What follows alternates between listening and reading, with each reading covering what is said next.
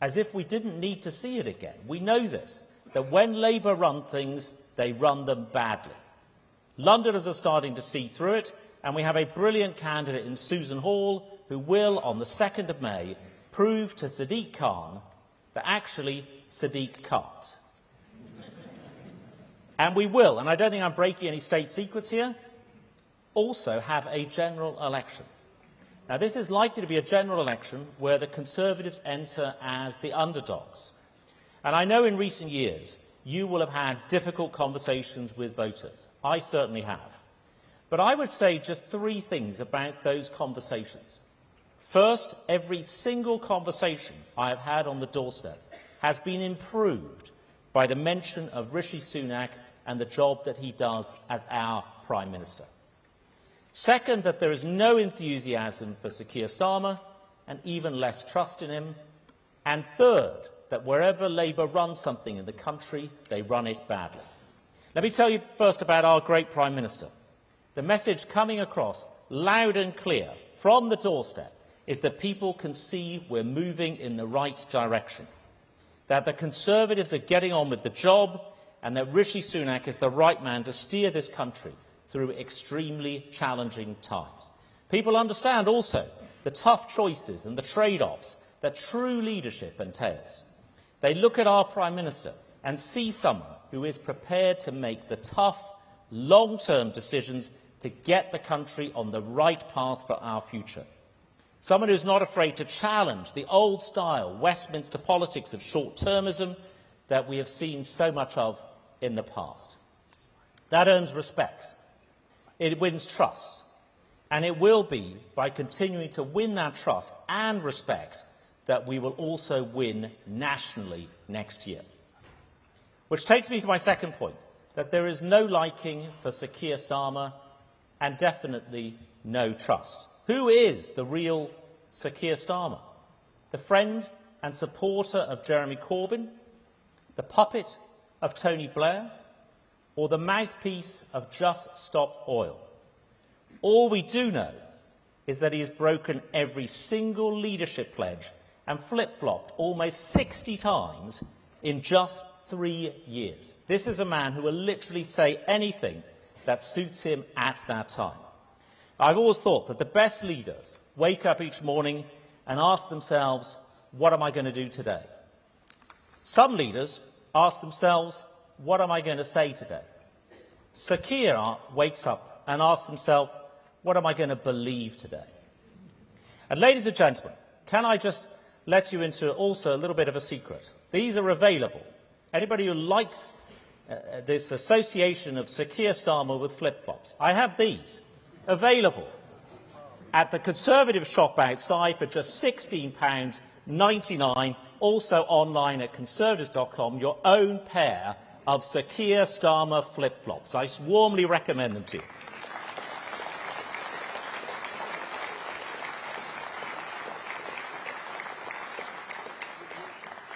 But not once has there been any clear plan for Britain from Sir Keir.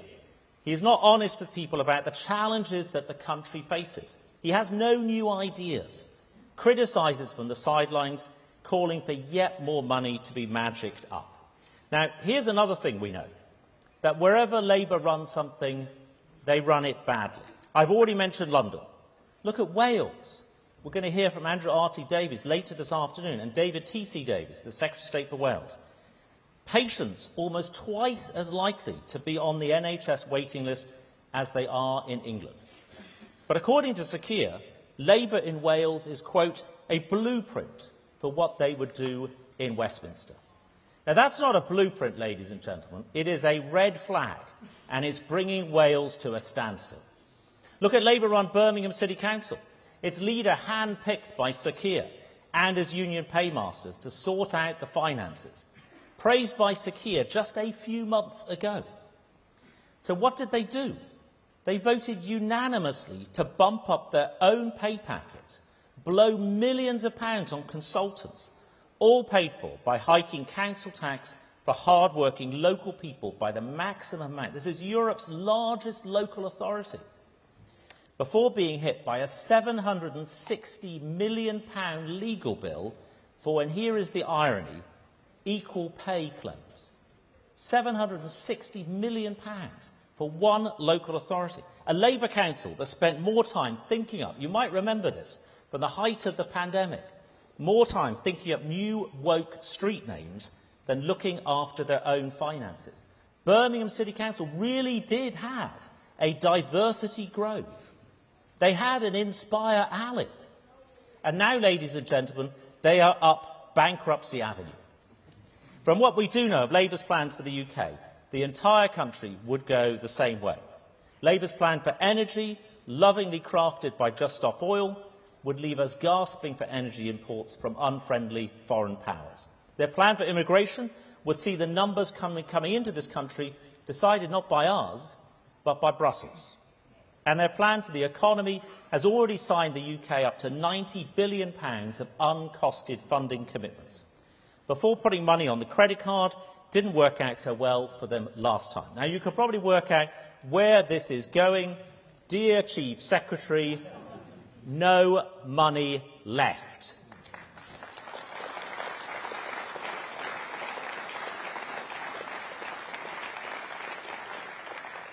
And that reminder, ladies and gentlemen, should tell us that we need to work to stop Labour getting back in.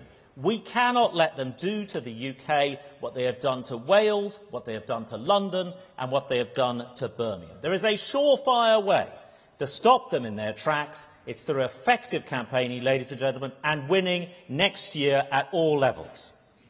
Now, let me tell you something about somebody who did know a thing or two about campaigning.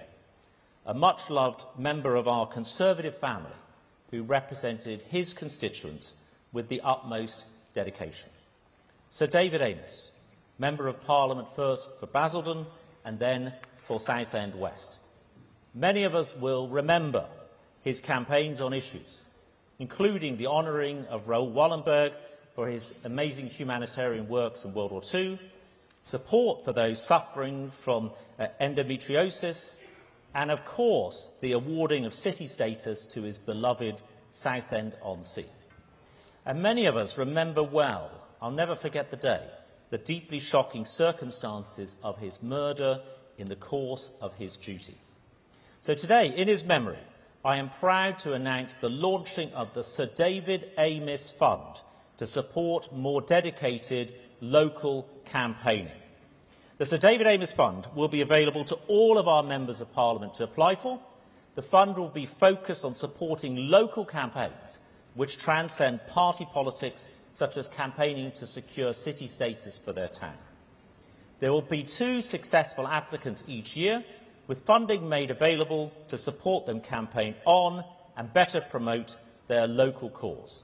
And I'm delighted to confirm that Anna Firth MP, Sir David's successor in Southend West, who's watching this now from the train on her way up to Manchester, will work with me to pick those successful applicants. So today I make one other announcement to help get local campaigns up and running. As chairman, I know the value of being well organised locally and the importance of CCHQ having a strong network of campaign managers has in helping making that happen. And that is why, since the start of this year, we have more than doubled the number of campaign managers that CCHQ employs. And for the first time ever, we have started to hire digital campaign managers as well. They are helping to build our social media presence, collecting more emails and filming engaging local content. We saw just how important our digital campaign managers were in Uxbridge, where we campaigned relentlessly on social media and email against the ULEZ. And Conference, I want to ensure you know we will be expanding the number of campaign managers we have in advance of the general election to support you on the ground. Whilst we'll be growing the number in the period up to the next general election, I've also challenged my colleagues in CCHQ to find sensible and creative solutions for the long term to ensure that the feast and famine of campaign managers we've seen in recent years ends. So I want to ensure that we are forward-looking and growing a sustainable, well-trained and experienced campaigning organisation. Conference, I will leave you with one final thought. As we go out and campaign, as we make our arguments, we shouldn't be apologetic about what a Conservative government led by Rishi Sunak means. It means strong and decisive long-term action on the things that matter most to people. Action that the country needs to put us on the best footing for the future. Now, when I look back at the achievements of this country under the Conservatives, I take great pride. I've been a minister in this government almost continually for 12 years. Pride that, back in 2010, we made the tough choices to get the country's finances back under control. That has made us more able to withstand the headwinds that have come our way since. Pride that we kept our great union together in 2014. And thank you, Nicola, for your help in cementing that this year as well. Pride that when the British people asked us to deliver on the result of the EU referendum, we kept true to our word and we got it done. Pride that we used those new freedoms to deliver a world-leading vaccination programme and to help beat back coronavirus and provide the financial support that British families and businesses needed. And pride that, just a year and a half ago, it was the UK that stood tall and galvanised the rest of the world in support of Ukraine. So, ladies and gentlemen, conference, the United Kingdom is a great country. It faces profound and complex challenges like the whole of the Western world. But our best days in Britain are still to come. The country is best served by strong, decisive leadership that is focused on delivering a brighter future for everyone, the leadership of our Prime Minister, Rishi Sunak, and this great Conservative Party. And by working together as a great Conservative family, we can ensure victory in 2024, economic renewal, and a stronger and happier United Kingdom.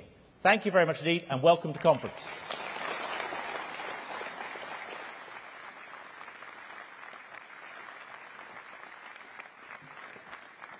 Ladies and gentlemen, please welcome the Secretary of State for Northern Ireland, Chris Heaton-Harris.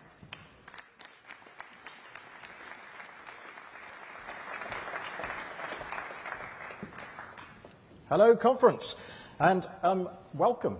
For the last 391 days, I've had the best job in government, being Secretary of State for Northern Ireland. In that time, I've travelled the length and breadth of Northern Ireland, and it's been truly an honour to see and meet so many amazing people, social enterprises, businesses and voluntary organisations. I've been to places like Harland and Wolff, the world leaders in shipbuilding, where, thanks to a Ministry of Defence contract, shipbuilding is returning to Belfast. Places like the Game of Thrones studios, the TV series that has generated huge amounts of money for the Northern Ireland economy. And places like Hinch Distillery, the home of Northern Ireland, some of Northern Ireland's finest whisky and gin. As my spads will know, that was a really tough visit. Northern Ireland has so much to offer, not just to the 1.9 million people that live there or the 5 million tourists who visit every year, but to us all as an integral part of the United Kingdom. This was demonstrated to me yesterday down the road in Lee, where I had an excellent visit with our MP there, the brilliant James Grundy, to a company called O'Neill's, the sportswear company with a factory in Northern Ireland and a design centre in Lee that employs 40 people. You'll no doubt have seen their name emblazoned on rugby and football kits of teams across the United Kingdom, including the brilliant Lee Rugby Union Football Club, who I also met yesterday. O'Neill's is just one example of how Northern Ireland contributes to our economy and the Union. And I'm proud it's my job to represent Northern Ireland, and I'm proud it's the job of my great ministerial team too. And I have superb support from Steve Baker and Lord Kane, and our amazing PPS, Tom Hunt, our brilliant whips, Rob Largan, Lord Courtdown and Lord Mott. And it's our job to bang the drum for that small, bustling, proud part of our country, and that's what we do day in and day out, and I thank you all for it. Conference, I don't need to remind you that we are the Conservative and Unionist Party. This party and this government will never shy away from our support for the Union. Northern Ireland is stronger for it, its future is strengthened by it, and the United Kingdom is and will be greater for it. I didn't mention Harland and Wolff earlier by accident. No, those 900 jobs are being created by the United Kingdom's Ministry of Defence for ships that will protect the United Kingdom, a contract that is an obvious and direct benefit of our union. And let's not forget, it wasn't too long ago that Sir Keir Starmer loyally served under a Labour leader who wanted to break up our precious union. You heard Greg say, but under Starmer, Labour have flipped from saying they campaigned for the union in a border poll to bravely failing to pick a side. But now we know all too well that Starmer's positions on all sorts of policies change more than a weather vane. It's only our party that will relentlessly advocate for the union, because we know just how important Northern Ireland is to it. When I started in the role of Secretary of State, many in Northern Ireland were unbelievably frustrated with the Northern Ireland Protocol. Agreed with the best of intentions, its flaws became quickly apparent. Too many businesses based in Great Britain, unsure of the regulatory environment they found themselves in, decided to pull back from servicing consumers in Northern Ireland. There are problems that affected everyday lives regarding the movement of pets, plants and parcels, and with even medicine supplies coming under threat. The Prime Minister recognised this too and sought to change it, focusing on the practical concerns that had been raised and always keeping the protection of the Union as his priority. And so we agreed the Windsor Framework. After months of negotiations, we reached a deal with the European Union that removes trade barriers, allows goods available on shelves in Great Britain to move freely into Northern Ireland, ensures Northern Ireland benefits from the same VAT and alcohol taxes as the rest of the United Kingdom, safeguards Northern Ireland's place in the United Kingdom internal market through agreements on medicine and state aid, and protects the economic rights of the people of Northern Ireland, and provides a basis for us to move forward as one united country. Now, I know concerns remain in Northern Ireland about the Windsor Framework, and we will continue to address them. There is scope to do so, based on the principle that the United Kingdom internal market must be promoted as well as protected. But let us also remind ourselves of the fundamental truth. The vast majority of Northern Ireland's economic life is dependent on its connection with the rest of the United Kingdom, and that reality will not change. It's time to get on with business. So today, conference, I can tell you that the first stage of implementing the Windsor Framework Agreement has commenced, removing barriers that existed for Great Britain-based businesses to trade with Northern Ireland. This morning, bright and early, I visited Peelport in Birkenhead to see the smooth flow of trade and goods able to travel between Great Britain and Northern Ireland. I'm now actually also actively exploring how we can support a new ferry route between Larne and Liverpool so we can seize the moment to increase trade within the UK even further. And let me just give you one stat to demonstrate how the Windsor Framework is a major improvement on the protocol and how it will be noticed by the people of Northern Ireland itself. Over 1,600 new businesses have signed up to our new internal market scheme, meaning more traders than ever want to do business in Northern Ireland. And conference, I just want to say something about the future of Northern Ireland. There's always been a lot of doom and gloom around this subject for too long. In reality, Northern Ireland's economic prospects are unbelievably promising. A couple of weeks ago, I, alongside the Secretary of State for Business and Trade, Kemi, hosted an investment summit in Northern Ireland. 160 international businesses came along, some visiting Northern Ireland for the first time. They came because business truly recognises the opportunities that exist. Nothing could be more important to the strength of the Union than a thriving local economy underpinned by political stability. And it's this government that takes, as you know, the long-term decisions in the national interest. If Labour were in charge, we would have a very different situation. Remember, Keir Starmer, he backed Remain, then he accepted, well, he said he accepted Brexit, but as shadow Brexit secretary, he worked to block Brexit 48 times. He and his newly appointed shadow Northern Ireland secretary called for a second referendum. In May, Starmer said Britain's future is outside the European Union. But only 2 weeks ago, he said he didn't want to diverge from EU rules. That's more flip-flops than you'd see on a beach in Mallorca. And obviously you can buy some of those outside as well. Short-termist Starmer only offers endless instability, which would not just weaken the Brexit dividends we're seeing, but also take a sledgehammer to our union. Conference, for 605 days, there has been no functioning devolved government in Northern Ireland. That means the people of Northern Ireland have been without a government, no new policies developed, no ministers taking decisions on the issues that matter to voters.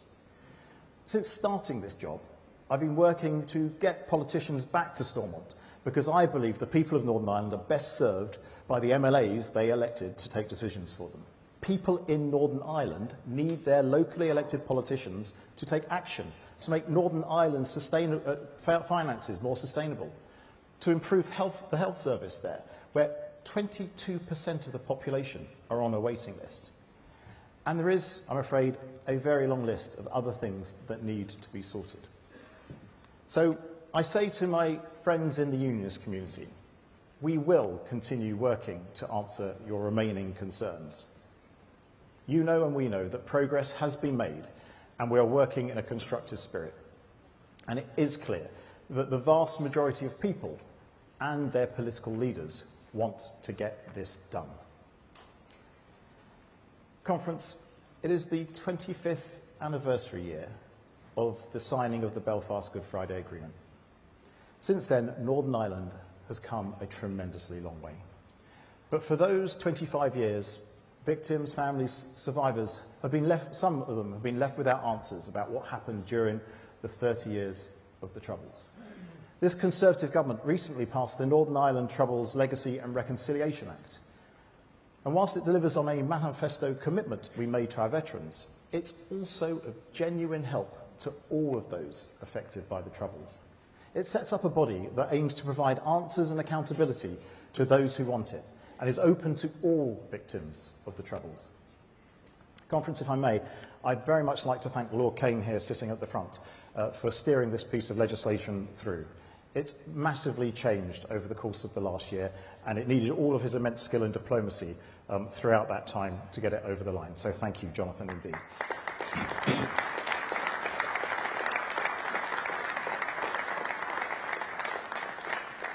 Keir Starmer wants to repeal this act altogether, but offers absolutely no alternative.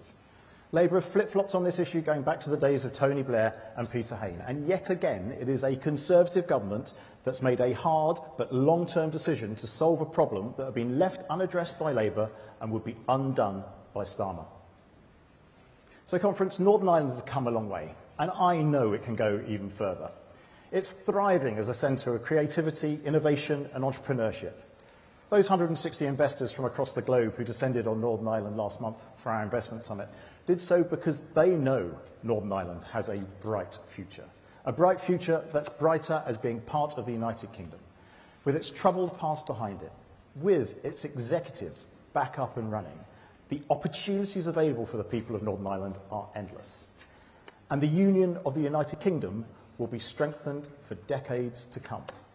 And this Conservative and Unionist Party and this Conservative government will do all it can to help Northern Ireland on its journey to a brighter, prosperous future as an integral part of our United Kingdom. Conference, thank you very much indeed.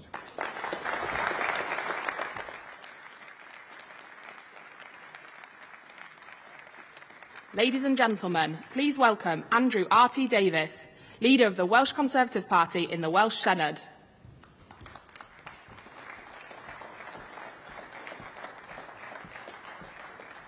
Well, good afternoon, Conference. And this is the moment where you don't want to say he should have gone to Specsavers, looking at the auto-cue screen so far away from this lectern, to say the least. But it's also the anniversary of the week ago when we put 40 points on Australia. So Eddie Jones isn't quite the know-it-all after all, is he, when you think of the comments he's made about Wales? We showed them on the pitch last Sunday, and we'll continue to do that at the World Cup as the weeks unfold. Conference, it's a huge pleasure to be here in Manchester and to see you all again. And I want to start by saying a big thank you. A big thank you to you, the party members, who put the graft and deliver the message across the whole of Wales. A big thank you to our team of Welsh MPs, led by our brilliant Secretary of State, David T.C. Davis. And a big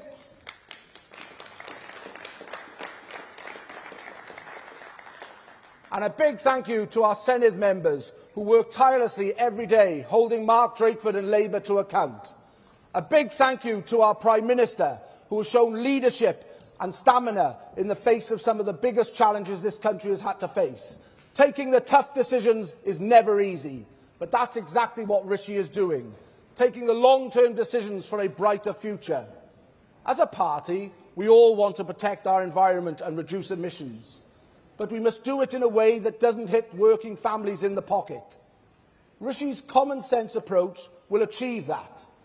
The contrast with the Welsh Government, the only part of the UK where Labour are in government, couldn't be more stark.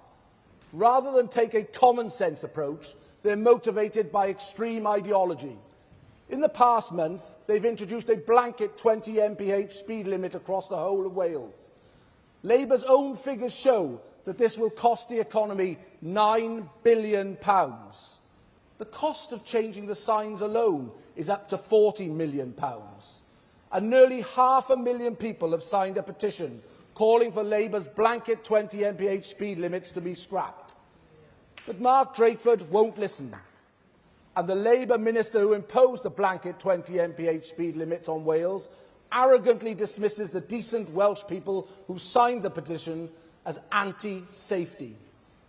What's worse, blanket 20 mph speed limits isn't the only extreme policy Labour have imposed on Wales.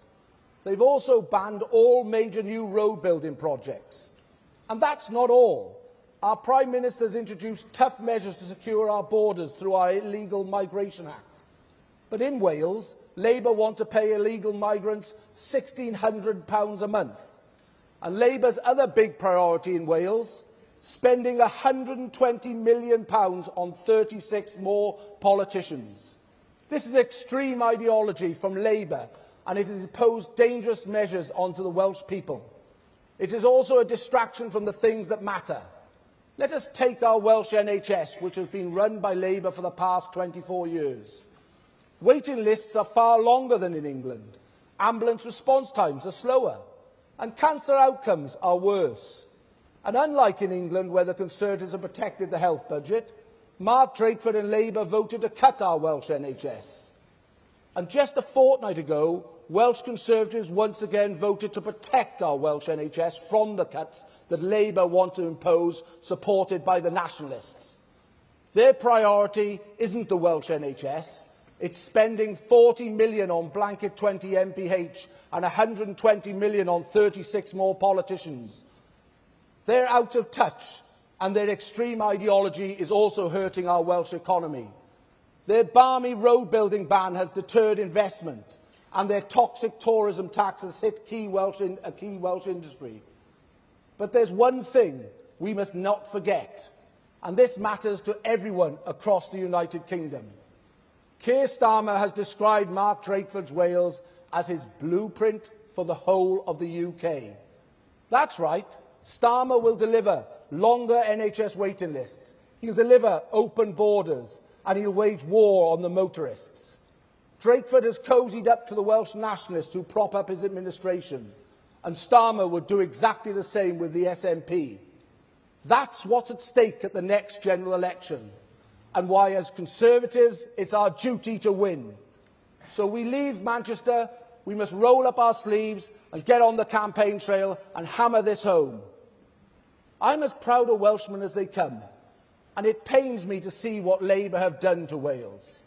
And I don't want to see that happening across the rest of the United Kingdom.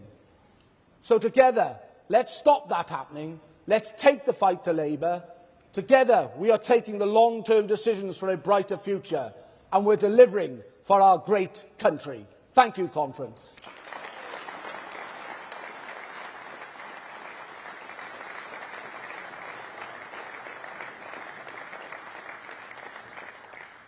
It's now my great pleasure to introduce a good friend, colleague and staunch Conservative, the passionate, the dedicated Secretary of State for Wales and Member for Monmouthshire, David T.C. Davis.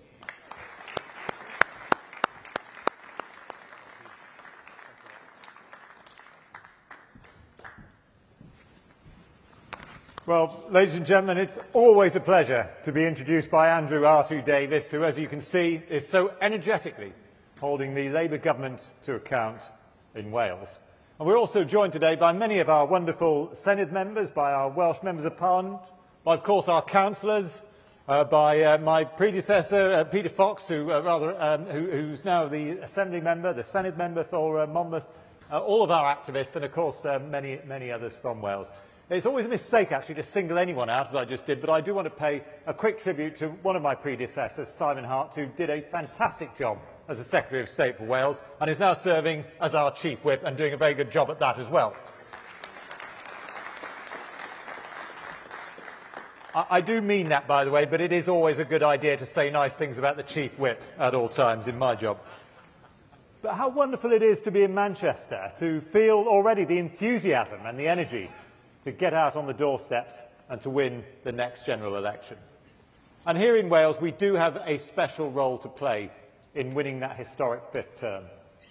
Because in Wales, we have suffered for over 2 decades with an incompetent Labour government, which, as Andrew has just pointed out, Sir Keir Starmer sees as his blueprint that he wants to roll out across the rest of the United Kingdom. Let me just remind you again, ladies and gentlemen, of some of the failures that we have had to endure in Wales. We have had over 20 years of failure to deliver high standards in the National Health Service, where 27,000 people have been stuck on a Welsh NHS waiting list for over 2 years. According to Keir Starmer, this is a blueprint that he will roll out for the health service across the rest of the United Kingdom. We've had over 20 years of failure in schools, which has led to Welsh pupils receiving the lowest scores in the United Kingdom for reading, for writing and for maths. And once again, Labour described this as a blueprint for the rest of the United Kingdom. And just as we've seen in London, so we see in Wales, Labour is failing hard-pressed drivers and continuing to wage its war against motorists. As Andrew reminded us, we've been hit with draconian 20-mile-an-hour speed limits, costing £33 million just to put the signs in place, but it's going to cost many, many billions of pounds in terms of the hit to our economy. 500,000 people have signed a petition against the move, more than actually voted for Labour at the last Senedd elections in Wales, but they bury their heads in the sand and ignore the mounting criticism. Did you know, ladies and gentlemen, that Labour ministers in Wales like to have chummy meetings with Extinction Rebellion? Can it be a surprise to any of us that they have decided that one of their flagship policies is to cancel all road building projects? That's right, no new roads will ever be built again in Wales. So we sit there in ever-increasing traffic jams, breathing in fumes, and Labour ministers, who do like to fly around the world a bit, by the way, tell us that all of this is going to combat climate change. Frankly, it feels to me as though our Welsh Labour government will not be happy unless we're moving around Wales by horse and cart. But instead of taking the action to make sure that children are educated, that patients are treated, that commuters can drive to work, what do we get? Well, we got plans from Welsh Labour for a ridiculous nanny state ban on meal deals as we know them. We also have a Labour-run Welsh Government which has set out proposals to spend over £100 million creating dozens of extra politicians within the Senedd. And within 7 days of announcing this, they were telling the NHS to cut its services. It gets worse. While our government has a plan, while our Home Secretary fights in the courts to ensure that we can remove people who come illegally into this country, into a safe third country, Labour's proposal is to hand out £1,600 a month to many asylum seekers in Wales, and then on top of that to demand that they be exempt from having to contribute towards their own legal bills. It's all part of Labour's blueprint for the United Kingdom. We say that to ease mounting congestion on the roads, we must see more roads built. We need the construction of an M4 relief road, and we need upgrades to North Wales roads, including the A55. We call on Labour to end its absurd 20-mile-an-hour blanket speed limit on Welsh roads, which its own analysis has warned will hit the economy by more than £4 billion. And it's absolutely vital that confidence in Welsh health boards is restored, which is why we call today on the Welsh Labour government to launch an independent inquiry to uncover the many drastic failures into the Betsy Cadwallader University Health Board.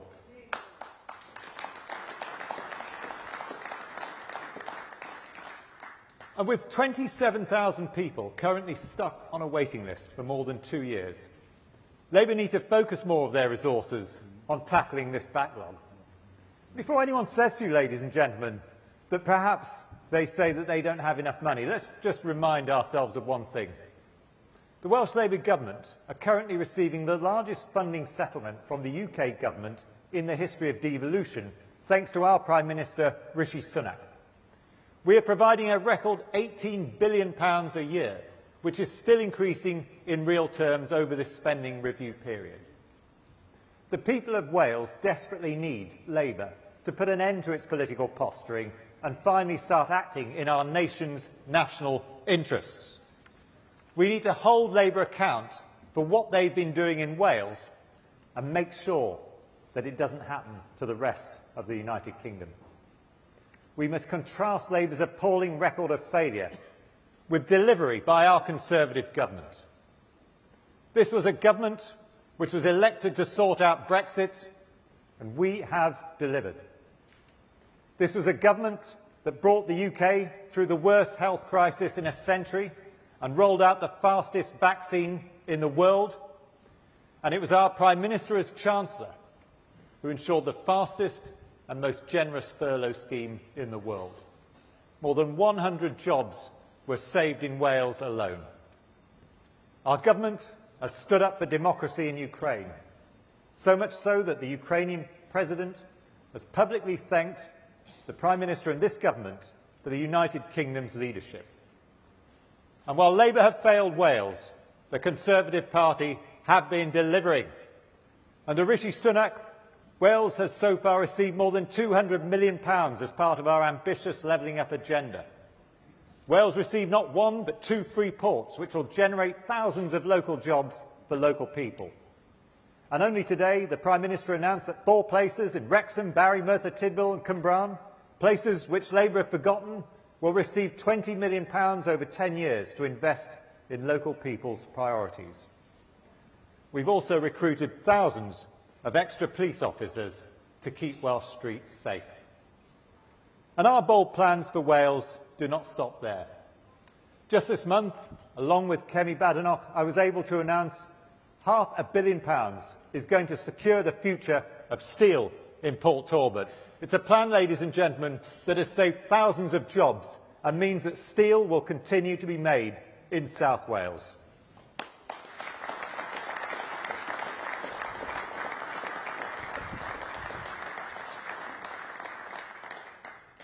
This government has ensured that Welsh people's priorities are our priorities. And ladies and gentlemen, when the election comes, there'll be a simple choice to make. So we need to get out on the doorsteps and remind people what that choice is. It's a choice between a Labour Party, already in power in Wales, that would give us more taxes, fewer immigration rules, failing public services and a war on motorists, or the choice of a Conservative government which will continue to deliver lower inflation, a growing economy, better public services and stopping small boats. And on every doorstep, in every conversation, at every opportunity, let us make it clear that we understand that these are the real priorities, that we will deliver on them. And with Rishi Sunak in charge, we will win that historic 5th term in office. Thank you.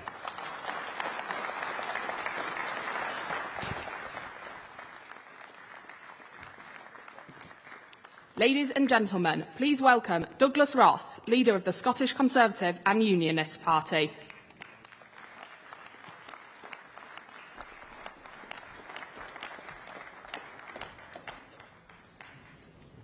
Thank you, Conference. It's fantastic to speak to this gathering of the Conservative and Unionist Party. We in this hall and members across the country are Unionists by definition. It's in our party's DNA. To be a Conservative is to be a unionist. Unlike our opponents, Conservatives don't apologise for being British, we embrace it. We celebrate our common history and heritage and look forward to that shared future Scotland, England, Wales and Northern Ireland will continue to build together. Conference, I know that Rishi Sunak and this UK Conservative and Unionist government are taking the long-term decisions to build a brighter future for Scotland and the whole of the United Kingdom. I was with our Prime Minister in Aberdeenshire in the summer when he announced over 100 new oil and gas licences in the North Sea, and he gave the go-ahead to the new carbon capture cluster facility in Peterhead. These announcements will strengthen energy security for the whole of the UK, but they will also secure tens of thousands of skilled Scottish jobs. Jobs that Labour and the SNP would put on the scrap heap as soon as possible to appease green extremists like Just Stop Oil. Well, the last thing that Scotland needs is the Miliband millstone around our neck. This Conservative and Unionist party will never abandon North Sea workers like Keir Starmer would. We are now the only party you can trust to stand up for Scotland's oil.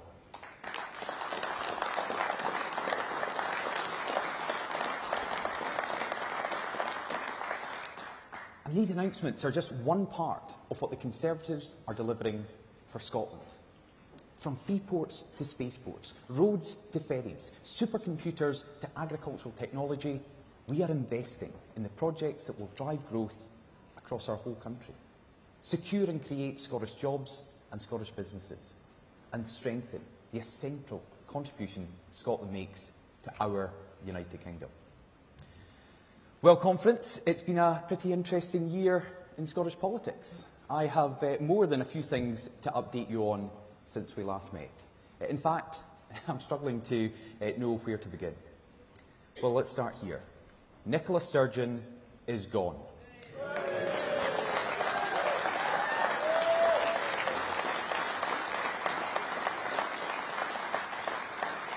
Let me just repeat that. Nicola Sturgeon is gone.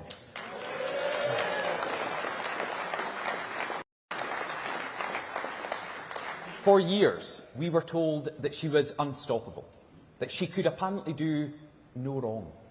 How many times did the media proclaim that Scotland was on the cusp of independence under her leadership, or that she would wipe out the Scottish Tories?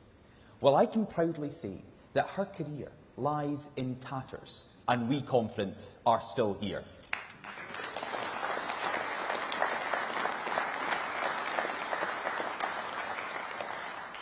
It was our party, the Scottish Conservative and Unionist Party, that was the constant thorn in her side. We stopped the SNP from winning a majority in election after election. We fought her dangerous gender reform bill, which, let's not forget, Conference, was backed at each stage by Labour. And we stood up to Nicola Sturgeon's plans for a second independence referendum every step of the way. Now, since she's left, the SNP have been having some difficulties. A police investigation into party finances, the luxury camper van seized, and Humza Yousaf as leader. The best the SNP now have to offer is a poor Nicola Sturgeon Tribute Act. But we can't be complacent. His government are already spending millions of taxpayers' money on promoting independence. And Humza Yousaf is treating next year's election as a proxy referendum. Nicola Sturgeon may have quit, but the SNP haven't gone away. They're down, but they're not out. They are just as dangerous to the future of our country than they have ever been. We still need to fight for every vote to win as many seats as possible, because next year we can deliver a fatal blow for the campaign for independence. We can ensure the Nationalists fall short again, and we can put Humza Yousaf's government on notice. And in so many seats, only the Scottish Conservatives can beat the SNP. Conference, this Conservative UK government delivers for Scotland. And on energy, financial services, food and drink, tourism and so much more, Scotland delivers for the whole of the United Kingdom. If we remove the SNP, if we can kick them out of power in every part of our nation, Scotland can finally move on from the independence never-ending. And together, we can build a stronger, more prosperous United Kingdom.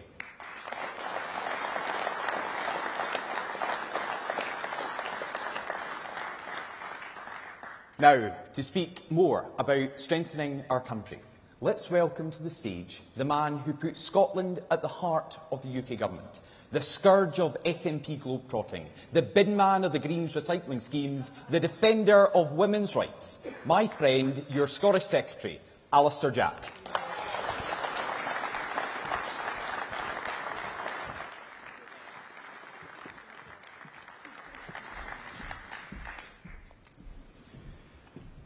Well, good afternoon, ladies and gentlemen, and I'd like to thank a few people. Firstly, obviously, Douglas, who gave a very kind introduction, not just his kind introduction, but also his support at Westminster, and most importantly of all, his strong leadership of the Scottish Conservatives in Holyrood.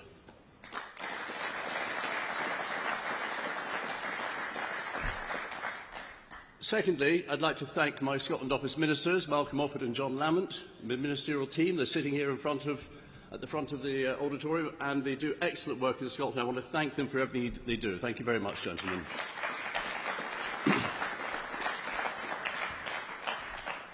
Conference, I'm here with a very clear message today. The United Kingdom has never been stronger, and that is not by accident. Yes, it's true, the Nationalists are doing everything they can to strengthen the Union for us. They have shredded whatever credibility they once had, but I'm not going to comment on a live police investigation. However, I think we can all agree that the people of Scotland have been shocked by the investigation into the SNP's finances, the arrests of leading SNP figures, the searches, the blue and white evidence tent in the garden, the camper van. So it's no surprise that people in Scotland have quite rightly become very angry at the abject failure of the Scottish Government to deliver on the things that matter most to them. They are sick and tired of record NHS waiting times, of poor standards in our schools, and then, of course, there's the ferries, or the lack of them. The SNP and their Green Coalition masters are dragging Scotland down more and more every day, and people have come to the obvious conclusion: if the Nationalists can't even organise a bottle deposit return scheme properly, all their talk of removing Scotland from the United Kingdom is pure fantasy.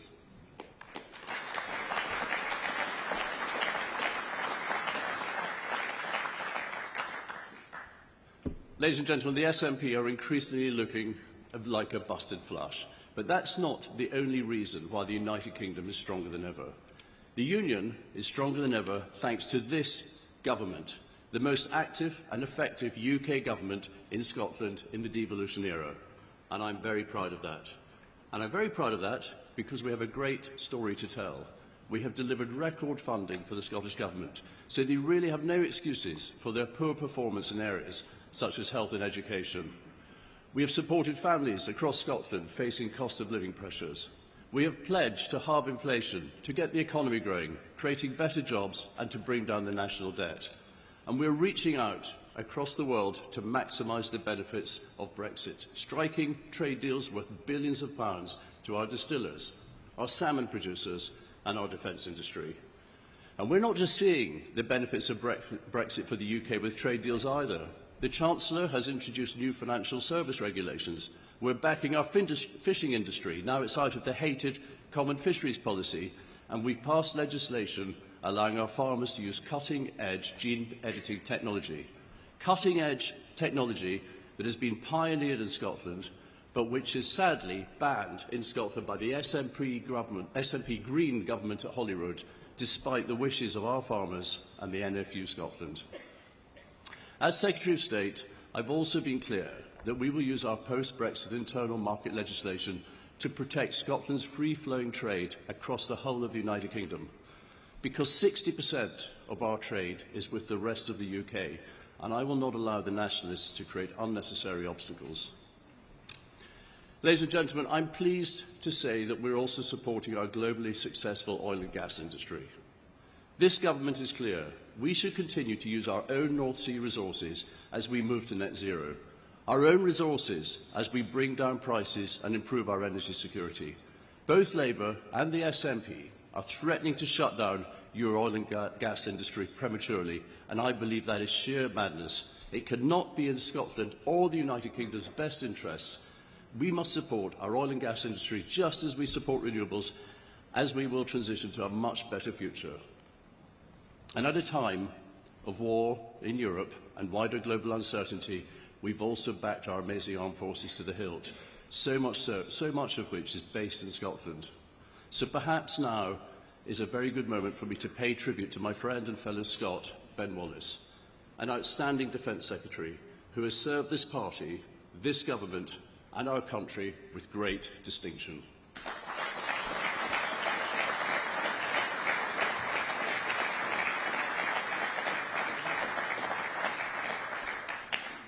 Ladies and gentlemen, there is more.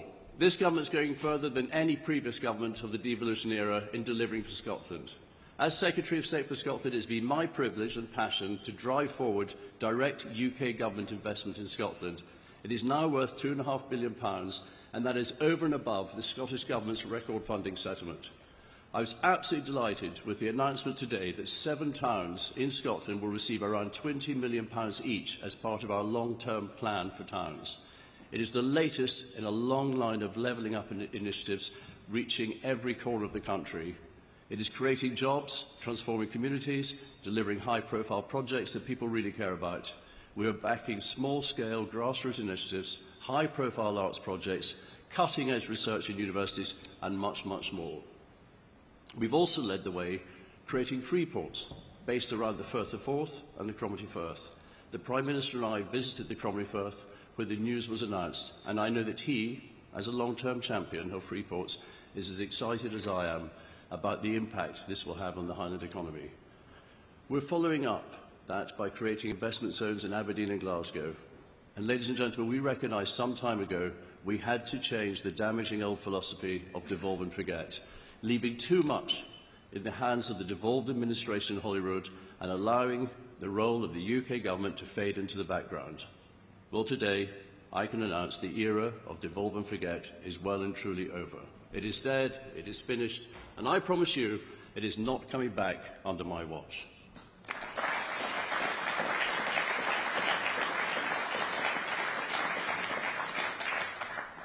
On scores of projects, we are now working directly with local councils and other responsible delivery partners, and I call that real devolution. No longer can the failing SNP Green administration hoard decision-making powers and resources in Holyrood, using it for their own political purposes rather than the priorities of most people in Scotland. And my view of devolution is straightforward. It is about Scotland's 2 governments at Westminster and Holyrood respecting each other's roles and working together where we can. We know that is how devolution works best, and we know it is what the vast majority of Scots want and what they expect. But unfortunately, my view is not shared by the nationalists. Time and time again, they have sought to undermine the devolution settlement in order to provoke unnecessary disagreement between the 2 governments. When they took Nicola Sturgeon's referendum bill to the Supreme Court, they wasted taxpayers' money confirming what everyone already knew. The Constitution and the Union are matters reserved to Westminster. When they tried to introduce a new system of self-ID for trans people, their Gender Recognition Reform Bill, they ignored the harmful impact on safeguards for women and girls in existing reserved legislation. And when they tried to bring a bottle deposit return scheme, they failed to consider the impact of cross-border trade. In each case, I felt it was my duty as Secretary of State for Scotland to step in. And I will not stand by, and I will not allow nationalist ministers to undermine or abuse the devolution settlement for their own political purposes. Not now, not ever.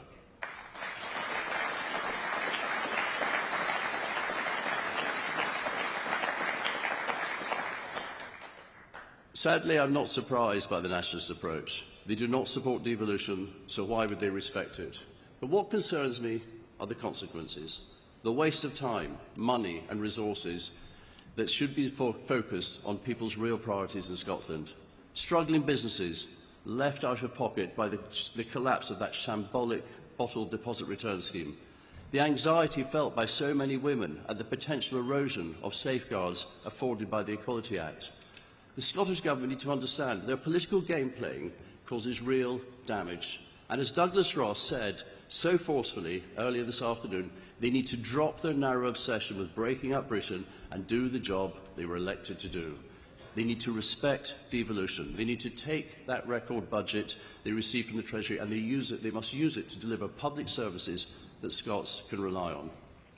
So, ladies and gentlemen, in conclusion, we know this union, this great enduring partnership between Scotland, England, Wales and Northern Ireland, creates opportunity and drives success for us all. Quite simply, we achieve more together, and that is why I'm so proud to be playing my part in a UK government that has done more than any other to strengthen this United Kingdom. And we're doing it daily, right across Scotland, investing directly in projects that create jobs and level up communities. We're doing it by supporting our key industries, by protecting cross-border trade and boosting the economy, and we're doing it by defending devolution robustly against the nationalist attempts to bend it and twist it for their own narrow political purposes. There could not be a clearer contrast between a nationalist SNP Scottish Government that is in chaos, that is failing, that is letting people down by putting their obsession with leaving the United Kingdom above everything else it does, and this United Kingdom Government, under the outstanding leadership of Rishi Sunak, that is 100% focused on the issues that really matter most to the people in Scotland and across the whole United Kingdom. More and more, people in Scotland are seeing the benefits of having a United Kingdom that is energetically and visibly on their side, because that is what people want. It's what's best for Scotland, and it's what we will continue to deliver. Thank you very much.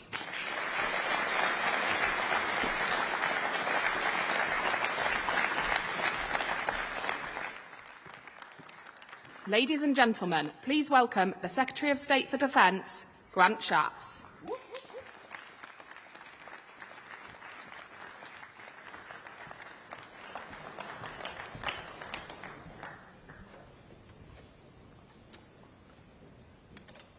When people think of the Blitz, they tend to think of London, the burning Docklands and St Paul's shrouded in smoke.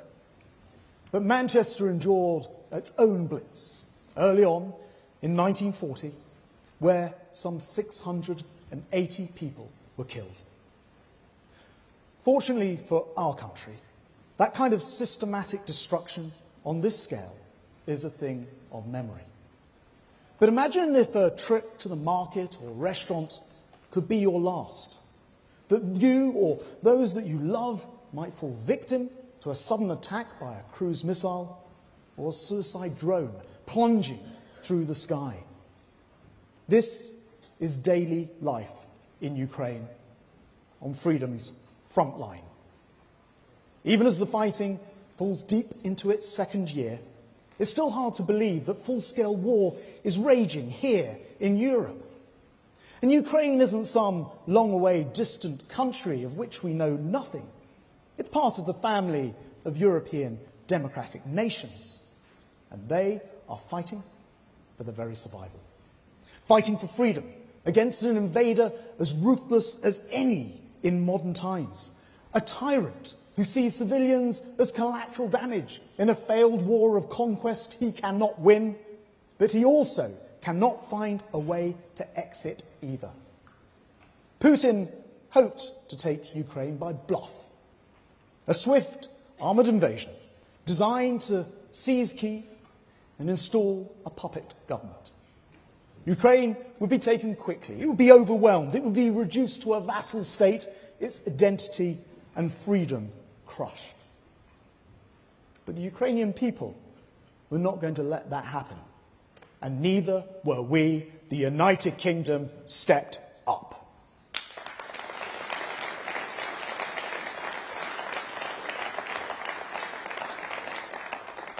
We have provided billions in military aid, second only to the contribution of the United States. We have consistently been the first in responding to Ukraine's needs. The NLAW anti-tank missiles, wisely sent in advance by Britain, thank you to Ben Wallace, were crucial in those first early weeks when the fate of Ukraine hung in the balance. And as NLAWs struck fear into the hearts of invading Russian tank crews at the beginning, so our long-range cruise missiles do the same for Russian commanders today. With weapons like Storm Shadow, everywhere in Russian-occupied Ukraine is on the front line. And we must not let up now. The war is consuming weapons and ammunition and, yes, people at an appalling rate. If Ukrainians are to prevail against the evil assault on their homeland, we must remain steadfast. And that's why we're helping to train their F-16 pilots. It's why by the end of this year, we'll have trained more than 50,000 Ukrainian recruits, starting well in advance of the war. And of course, it's why Ukrainians have been welcomed by so many British families under the Homes for Ukraine scheme, including for a year in my own home. Now, my wife and I were partly moved to act because our own ancestors fled to this country to escape the pogroms of Eastern Europe in an earlier age. But what really moved us most was the palpable sense of generosity from the British public for our new arrivals to Britain. Complete strangers came forward with clothes, with school books for 6-year-old Nikita, and most precious of all, their time to help ensure the 3-generation Ukrainian family that came to live with us felt truly at home in the United Kingdom. You know, we should never be complacent about this country. Whatever our grumbles, this is a precious and incredibly generous land.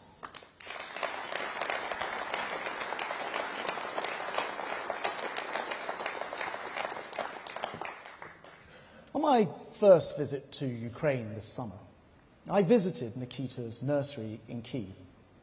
I saw the apartment block across the road from his kindergarten that had been destroyed by one of Putin's rockets at the start of the war. This was the attack that made Nikita, his mother, his grandmother, together with their dog Max, flee from Ukraine. Only as I glanced across the street from his nursery this summer, there was no bombed-out shell to view. The apartment block had already been completely rebuilt, re-inhabited. What I was witnessing was the iron resolve of the Ukrainian people, ordinary people, maintaining a semblance of life even amongst the air raid sirens, rebuilding their homes the moment they get the chance. And last week, as Defence Secretary, I visited Kyiv again. And this time, I met with the steely resolve of President Zelensky himself. At a time when he could have left the capital, at a time when he could have become a leader in exile, he did not. He stayed put, and he provided inspiration for his people, and he showed remarkable bravery.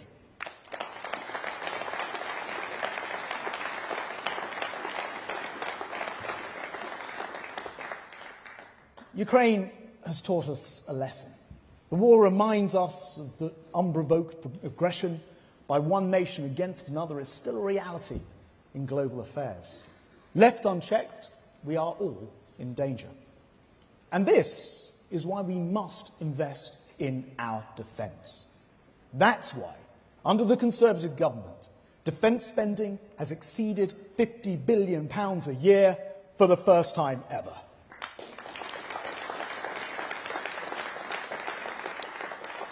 And conference, it's why we'll maintain our leading position in NATO by increasing defence budget to 2.5% of GDP when conditions allow.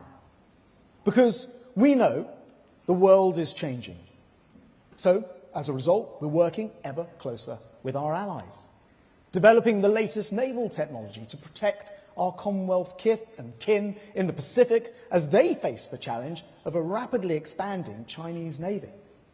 Deploying the 2 of the world's largest and most advanced carriers in history the Royal Navy has ever seen in the Queen Elizabeth HMS and HMS Prince of Wales. We're ploughing billions into our own naval shipbuilding programme, as well as into civilian construction to create jobs and to grow our economy. And Britain is one of the few nations capable of operating in every ocean in the world simultaneously. Our ultimate national insurance policy is, of course, our at-sea nuclear deterrent. So we're building the new Dreadnought-class submarines that will carry Britain's nuclear deterrent into the middle of this century. And today, I can announce that we've signed contracts worth £4 billion with leading British businesses to drive forward the development of the most powerful attack submarines ever operated by the Royal Navy.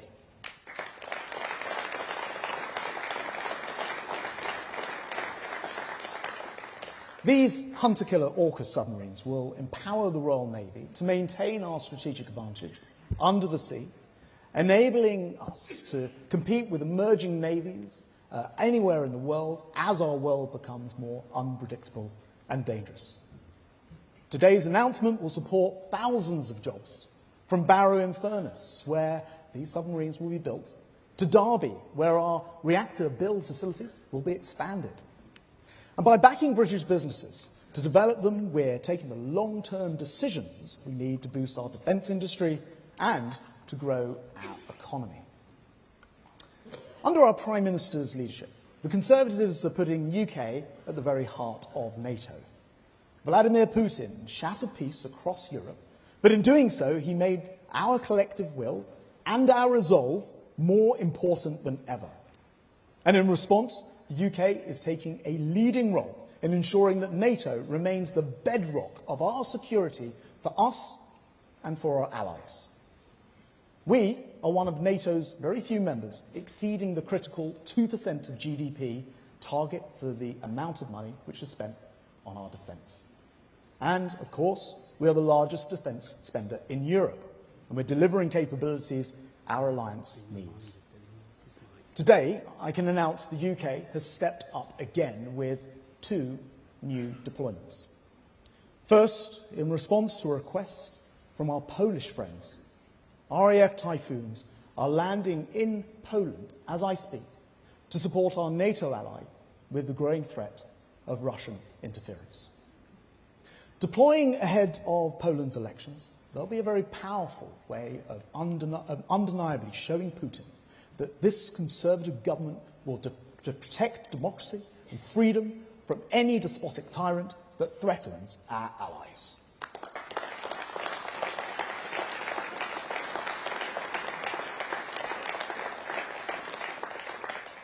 And second, ahead of what I think has been a concerning week, or at the end of what I think has been a concerning week, there's been a request from NATO's Supreme Allied Commander, Europe.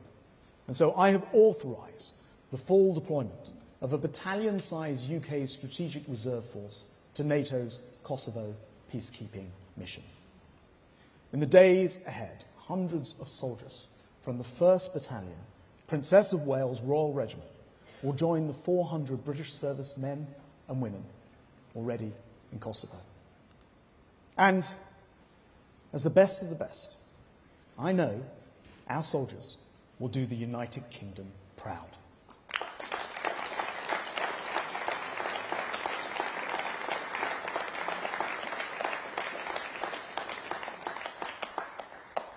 We've been unwavering in our support for NATO, contributing to every allied mission that they have and supporting them this weekend, so that when NATO contacted us, they knew the answer from the United Kingdom would be yes. As Conservatives, we put national security first, which is more than can be said for Labour. So, what is Keir Starmer's approach to our fundamental security? Simple. He personally campaigned to make one Jeremy Corbyn Prime Minister, the man who called for NATO to be disbanded. Starmer actually backed plans for Britain to adopt a non-nuclear, non-aligned defence policy. In plain English, that meant scrapping Trident, abandoning NATO, and leaving us naked in the face of nuclear threat from the Kremlin.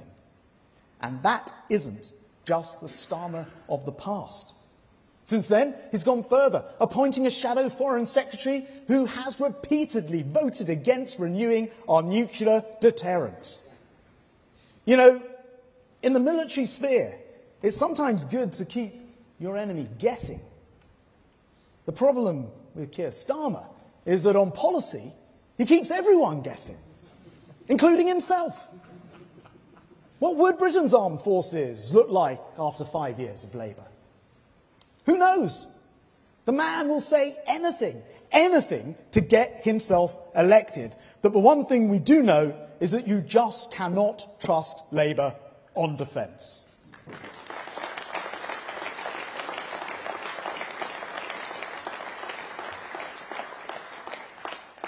And if, perish the thought, Labour get back into power, the old habits will resurface. Defence, always dismissed and disparaged by the left, will be the first casualty. Our service people and defence industries and our veterans all deserve much better. Conference, we must not let that happen.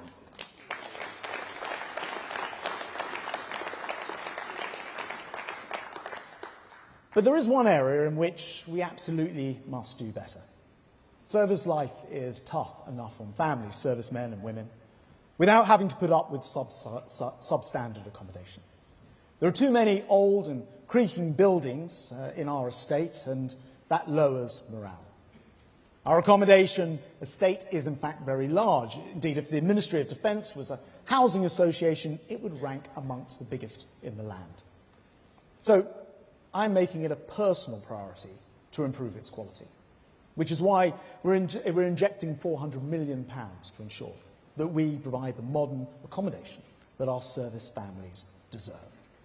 And while resolving this problem will not be instantaneous, I am determined that we fix it in order to support our brave men and women at home as well as on the front line. And while we're on the subject of morale, I want to end by saying something about our party.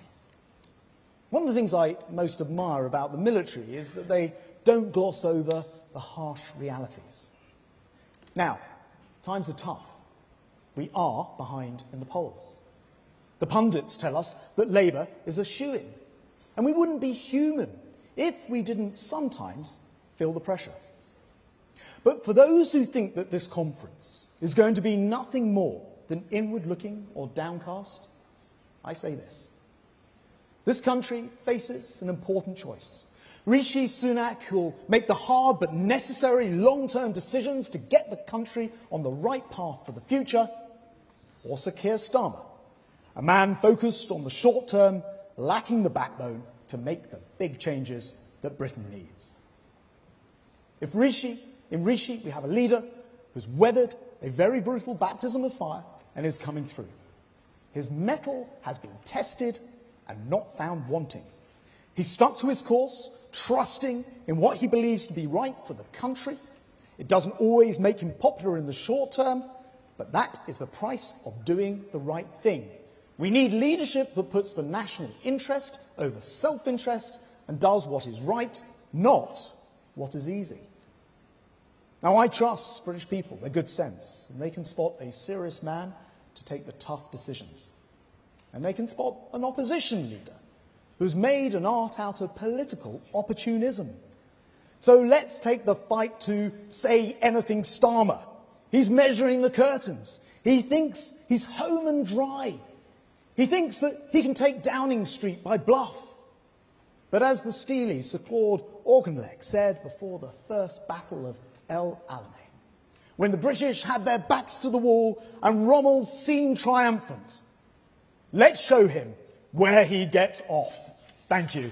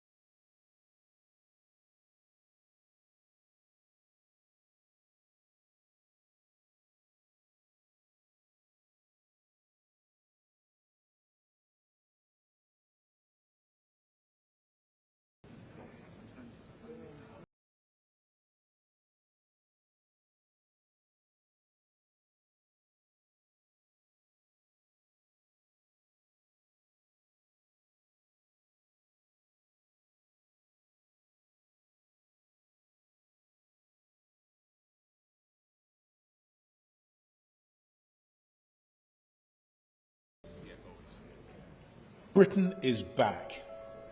Labour want you to think that we're a small country with no influence on the world stage. Our country's reputation for the rule of law has been badly damaged. They have never been so wrong. We truly appreciate and value our close relationship with the United Kingdom. As always, we simply could not ask for a better partner than the United Kingdom. We're not held back by the past. We don't want to go back to the constraints of a single bureaucratic bloc. Our vision for this country is forward-looking, optimistic, global.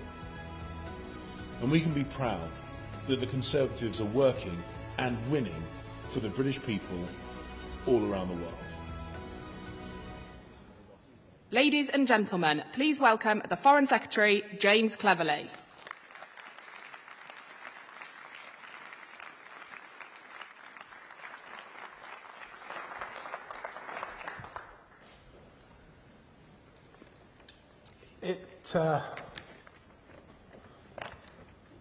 It's been a year since I was appointed, and I've been, in that time, to over 60 international visits. I have hosted over 100 inward visits. I have had over 700 meetings or calls with foreign representatives. I've also had the honour of accompanying His Majesty the King on 2 state visits. And my ministerial team, I know, have worked just as hard. And so if you're wondering where they are at the moment during this speech, they're out in the wider world promoting Britain on the world stage. And all those visits, all those meetings, all those calls has allowed me to hear firsthand what the world thinks of us. And as a result, my view of Britain's standing in the world has never been clearer. People want to see us. People care about what we say. People admire what we stand for. But, perhaps most importantly, people respect what we do. Far from being left on the sidelines, we remain right at the heart of things. And we should all be immensely proud of our country's standing on the world stage. And let me explain why. And let me explain to the people who think that Brexit has hindered us.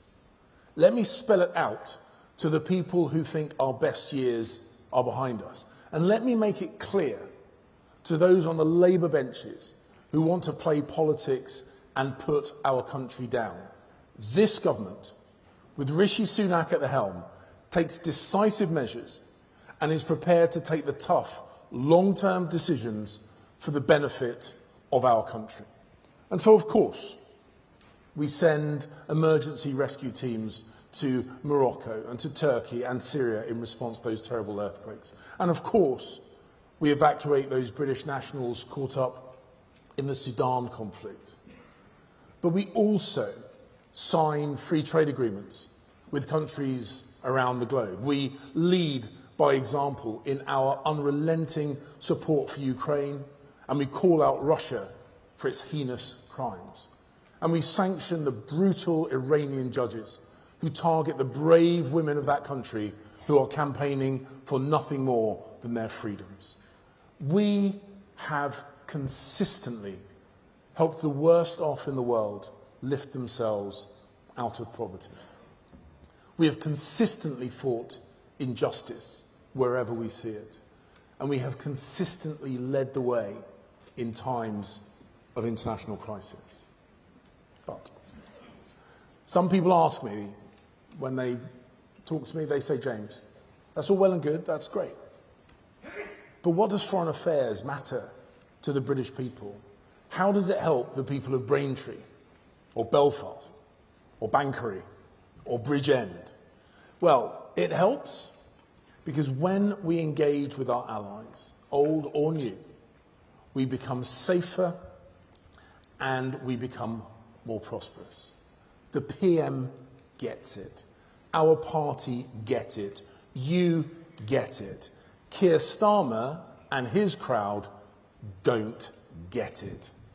And over the last few years, of course, we have seen incredibly tough global circumstances. A global pandemic. And as my good friend Grant has just said, we are now confronted with a brutal war on our own continent. But this Prime Minister was prepared to take the tough, long-term decisions that we needed.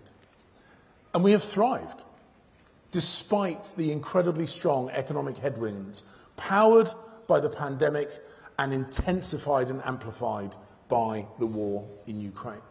And because of his long-term decisions, our economy is back to pre-pandemic levels, and Britain has recovered quicker from that pandemic than Europe's biggest economies.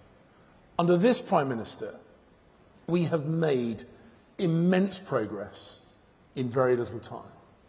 And unlike under Starmer, Labour are all talk. Under Sunak, we are about action.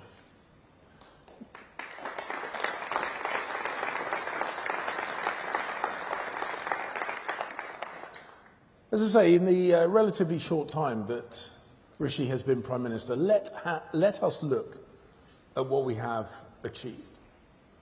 We agreed the Windsor Framework in February. We agreed the AUKUS deal in March, the Hiroshima Accord in May, and the Atlantic Declaration in June. We've come to agreements with Europe that will help grow our economy, help stop the boats, and make us all safer. Conference. We should be incredibly proud of our country and incredibly proud of what we achieved in just this short period of time. And the Prime Minister's leadership has allowed us to take full advantage of the bold decision that we collectively made in 2016. So let me give you a few facts and figures just to prove the point. Last year, service exports reached a record high. Exports of goods and services grew by 20% in current prices and are likely to increase again this year. And we remain the second largest service exporter in the world, behind only the United States of America, which, I may remind you, has 5 times as many people as us. And today, nearly 60% of UK exports go to non-EU countries, and that is up from 52% in 2010. And the long-term economic trend is clear, and it's one that we expect not just to continue, but to intensify. And that's why, because we are looking at the future, because we are facing forward, we recently concluded negotiations to join the Comprehensive and Progressive Agreement for Trans-Pacific Partnership. Easier to say than you might believe. And actually, it took me longer to say it than it took for us to join it. That's because we are focused on building our friendships, our forces, and our relationships with the Indo-Pacific region. It's why we are pushing so hard to conclude a trade deal with India, an economy forecast to double in size by 2030, overtaking both Japan and Germany to become the world's 3rd largest economy. And it's markets like these that are the future. And we recognise their value to us will grow enormously. And again, whilst we have a global outlook, Labour can hardly imagine a world beyond Brussels. Now, the world has got used to engaging with a new independent Britain, to engaging with a Britain that is free to forge its own destiny, free to ratify its own laws and free to negotiate its own trade deals. And our newfound independence has enabled us to repeatedly get ahead of events, whether that's with the manufacturing of life-saving vaccines, which then gave us the ability to lift out of lockdowns, or whether it's the sanctioning of the Russians involved in the illegal, brutal and disgusting conduct both domestically and abroad. And yes, I'm especially proud of our record when it comes to the support of the people of Ukraine.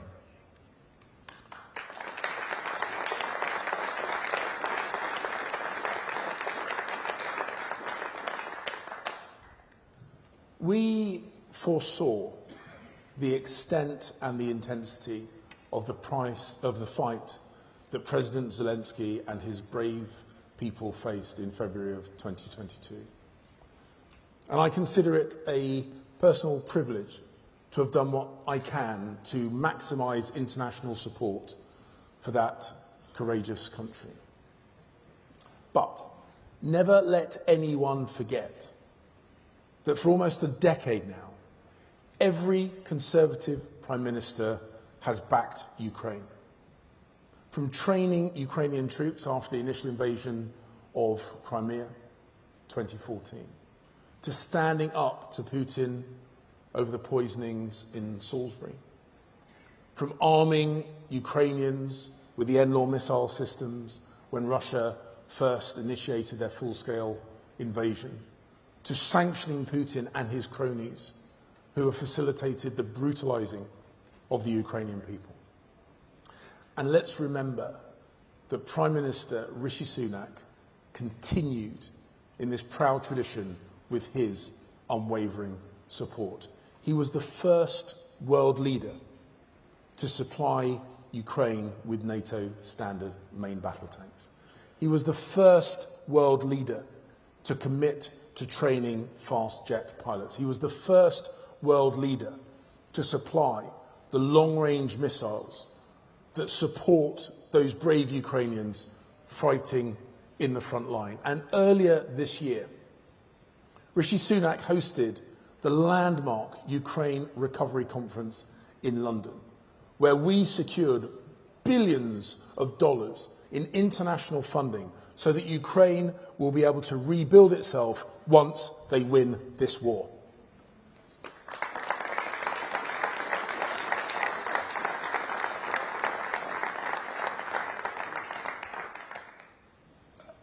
Whilst I occupy this great office, I've considered the many challenges that we face as a nation, and I've contemplated the ways of making my department more effective at tackling those obstacles.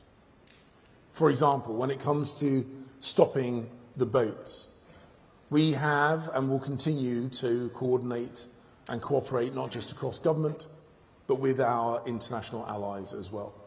We have collaborated closely with the governments of the countries where these inhumane people smuggling gangs are based. But I recognise that we need to keep going.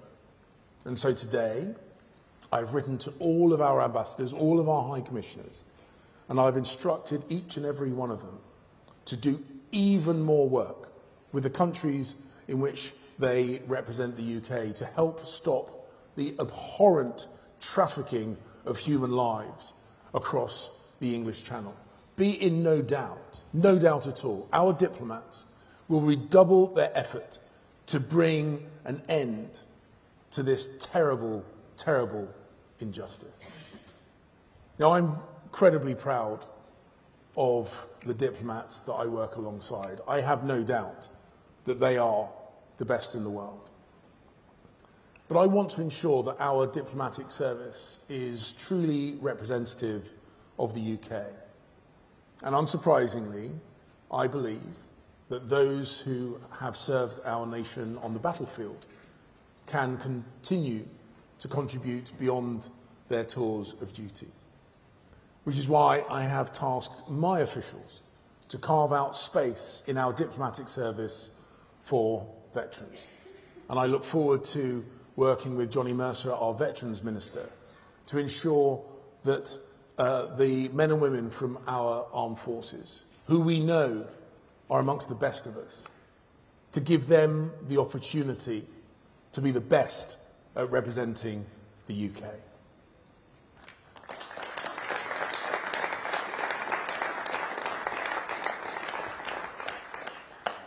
And you will forgive me, but it does make me immensely proud to offer those who have served our country with unparalleled distinction the opportunity to serve their nation once again.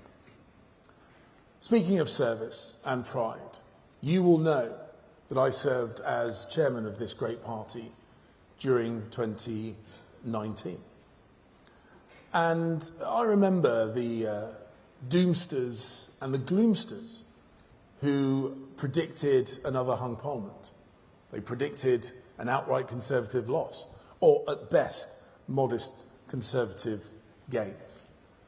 And those were the people whose amazing predictions predated the most significant electoral victory of recent times and an 80-seat Conservative majority.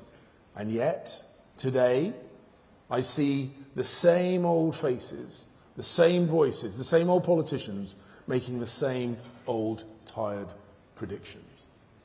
And when I look across the floor at the House of Commons, I see a group of spineless ditherers, devoid of answers to any of the challenges the world faces or that our country faces. And yet, they're there, baying with disapproval at the tough but necessary decisions that our government has to make.